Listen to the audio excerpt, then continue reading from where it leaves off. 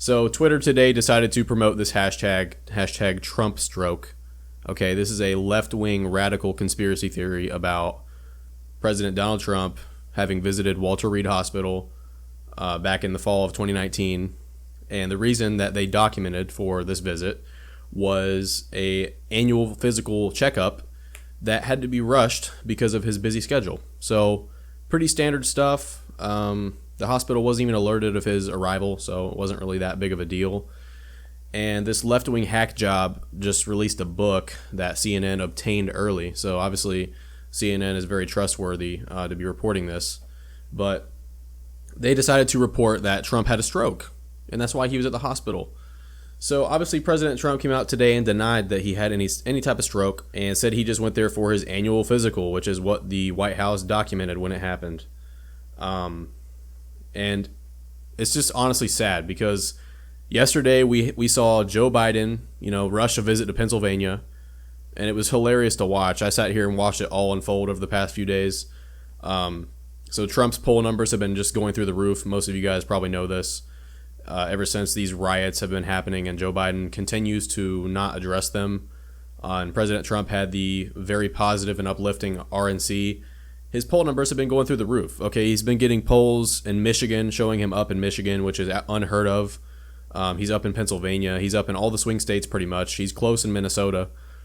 And keep in mind, these polls are the same polls that are completely biased and have shown, a 10, 15-point Biden lead in the previous weeks and months. So not only are these polls already skewed, but now they're showing Trump even winning when there's already 5 to 10%. That's, people not saying they're voting for Trump because they don't want to put their views out there, which shows up in polling. And then you have CNN and MSNBC, which already tilt their polling numbers to begin with. So the poll numbers started going south. Biden says he's going to get out there in 10 days, and then Trump calls him out for it on Twitter. I mean, it's just like a TV show. And then Biden rushes it one day later and shows up in Pittsburgh yesterday in Pennsylvania, which is clearly just a stunt to go to a swing state that he's losing in. And this man gets up on stage and said he's not going to ban fracking, which I'll probably link a video to this video showing his clear contradiction.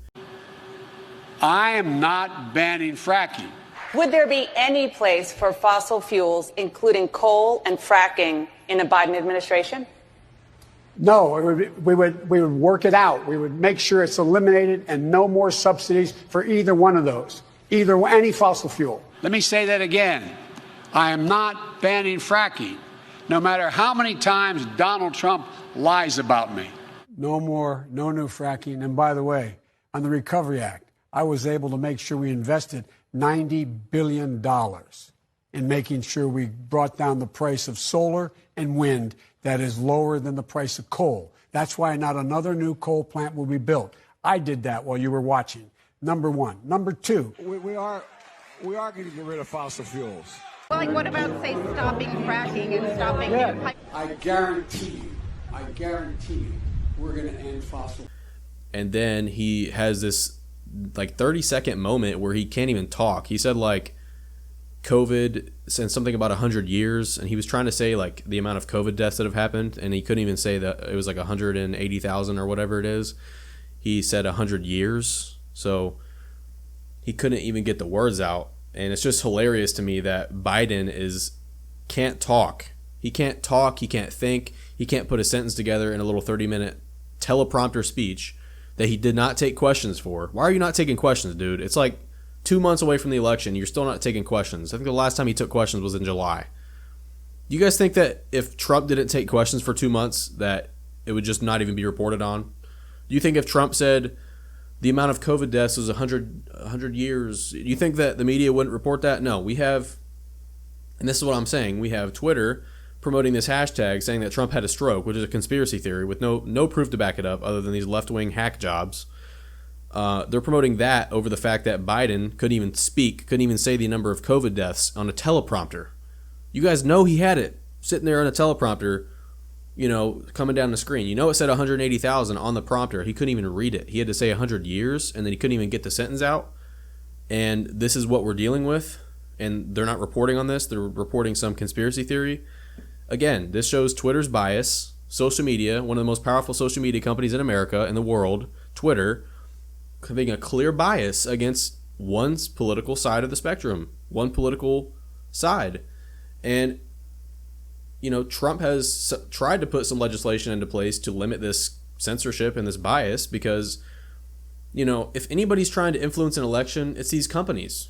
The millions and millions of followers and users of Twitter, and the company is the one that, you know, decides these trending topics. If it was just straight trending, we would have many, many topics that are not on there on a consistent basis. It's not just straight numbers.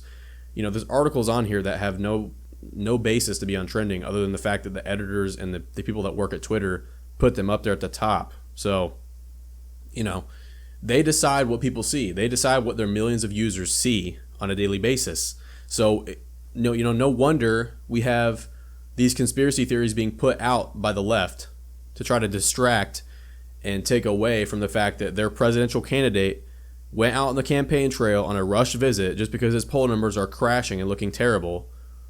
And we have Michael Moore and Bill Maher and all these guys coming out saying how they're worried that it's going to be 2016 again because they know it is. The polls are already rigged. Everybody knows that. Like, nobody even questions that. You look at 2016, you look at the polls that, you know, just take a look at the polls. The polls were showing Trump down 10, 15 points nationally. Okay, this is ridiculous. It wasn't even close. They showed him losing by 15 points in Michigan. They showed him losing by 10 in Wisconsin. They showed him down 12 in Pennsylvania like the day before the election. And he won all 3 of those states. So nobody believes the polling. Everybody knows it's rigged.